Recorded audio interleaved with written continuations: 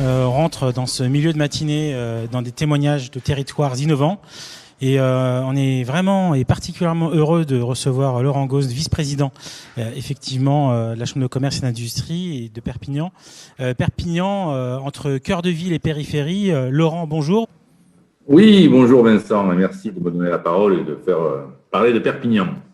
Très heureux, un territoire qu'on apprécie particulièrement. D'ailleurs, on était très heureux de ces échanges comme nous sont rendus sur place lors de notre dernier Tour de France des villes et des territoires innovants. Je vous laisse présenter votre présentation. Allez-y.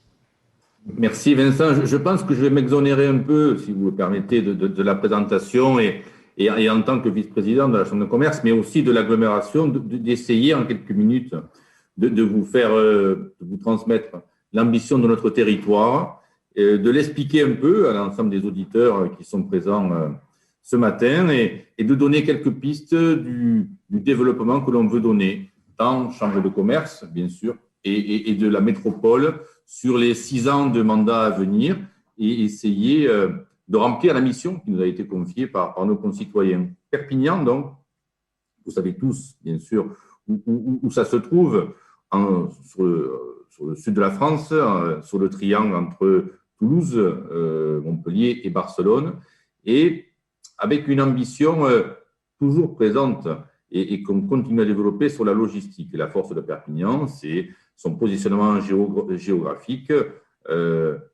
entre l'Espagne et la France et le développement depuis plus de 40 ans de la plateforme d'éclatement des fruits et légumes, notamment de Saint-Charles, qui génère une trentaine de pourcents du chiffre d'affaires du PIB marchand de notre économie sur notre département.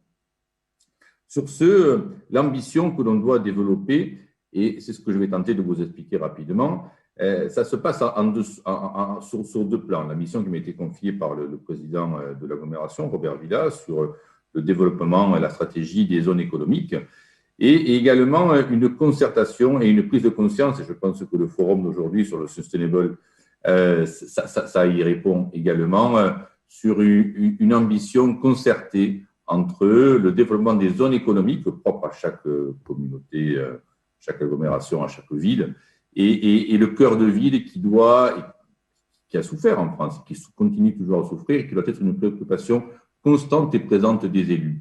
Alors, pour en revenir sur cette présentation, on va vous faire défiler un peu, et je vais m'en exonérer, mais comme ça permettra de visualiser un peu les réalisations et les ambitions. Et moi, je vais vous raconter la stratégie que l'on veut mettre en place. On est un territoire, bien sûr, je vous l'ai dit, au sud de la France, avec un ensoleillement qui est, je ne sais pas s'il y a l'intervenant de Nice, mais qui est en tout cas dans les premiers Français et les premiers Européens.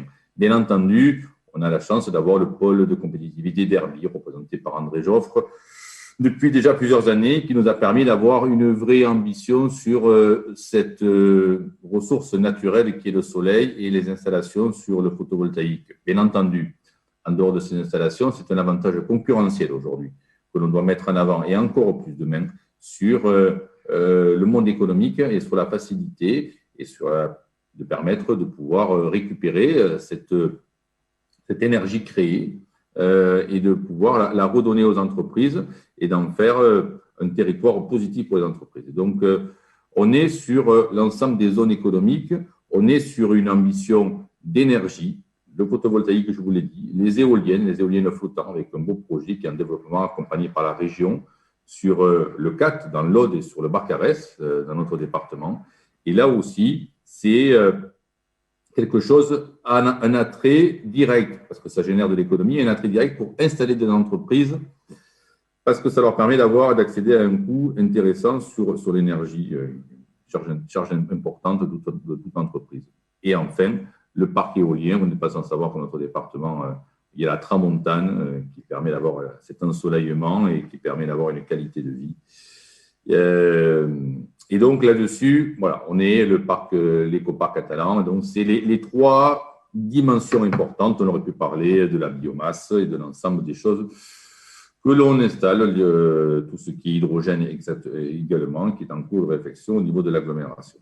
Donc sur l'ensemble de ces zones économiques, aujourd'hui, on a, et on en avait parlé, Vincent, ensemble quand on s'était vu, On a une ambition, on a 56 hectares qui ont été vendus lors du précédent mandat. On a beaucoup de demandes parce que peut-être l'effet Covid aussi permet d'avoir des demandes différentes pour venir s'installer dans des villes dites secondaires ou moins grandes sur lesquelles le transport en commun, la mobilité, etc.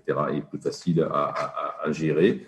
Et donc, on veut pouvoir développer sur ces zones économiques une zone économique de demain, une zone économique moderne, une zone économique qui va permettre de moins consommer d'espace, de moins aller sur l'artificialisation des zones, des terrains agricoles. On a un territoire, bien sûr, viticole, bien sûr, avec une arboriculture très forte, un maraîchage de qualité biologique très fort également. Et donc, on ne peut pas se permettre de consommer plus d'hectares que ce que l'on devrait pour répondre à la demande. Et donc, il va y avoir cette ambition portée de pouvoir déplafonner les hauteurs, de pouvoir mixer les activités, de pouvoir créer des fermes sur les toits de l'ensemble des entrepôts et des industries qui s'installent sur notre territoire.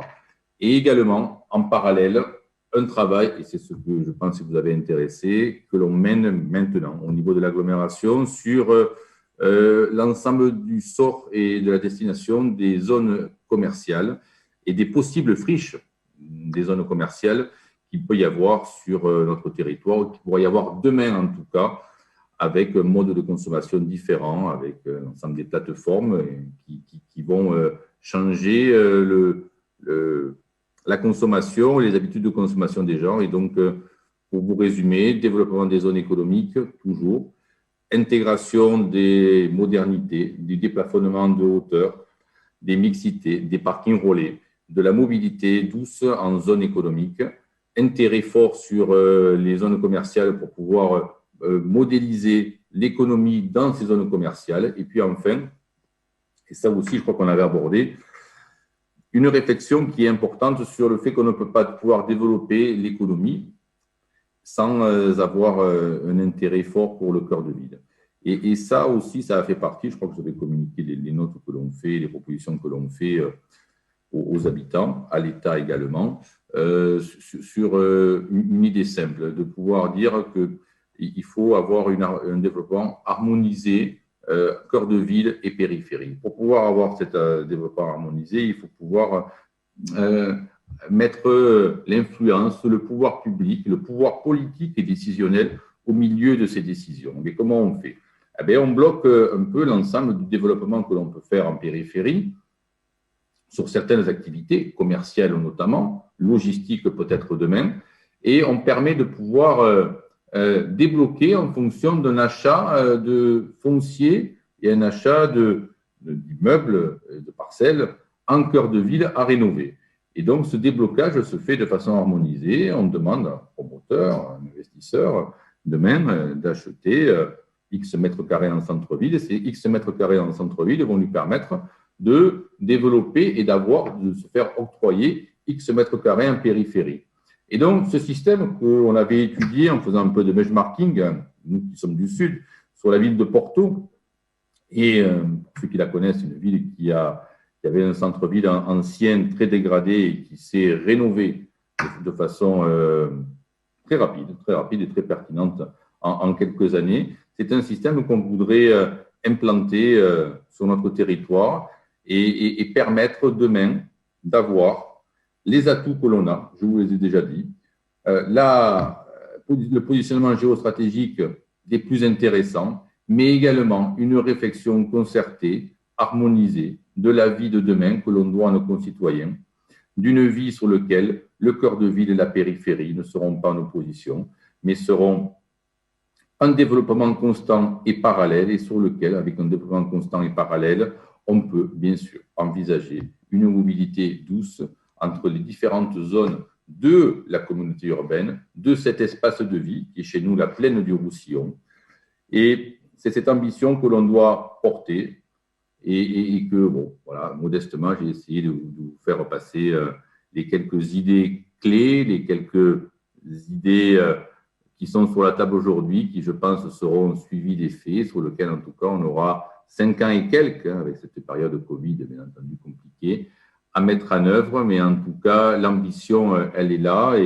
Et pour notre territoire, je pense que c'est une des solutions importantes pour répondre à la demande de l'emploi, de l'installation des entreprises, mais aussi ce qui fait l'intérêt de notre ville, de notre département, la qualité de vie entre la mer, la montagne, l'Espagne, l'Andorre, l'arrière-pays. Merci. Et le respect de l'ensemble de ces atouts et de savoir les mettre en œuvre de façon la plus efficace possible. Voilà, Vincent, je ne sais pas si j'ai été le plus clair. Merci beaucoup, c'est pour ce moment d'échange et pour avoir justement partagé de manière très concrète des projets d'aménagement pour travailler sur un territoire durable aussi important que l'agglomération de Perpignan. Très bonne journée Laurent et à très bientôt. Merci beaucoup et je ne manquerai pas de vous faire savoir les avancées qu'on a pu avoir en cette matière. Merci à tous. Parfait. Bonne journée. Merci encore pour votre contribution.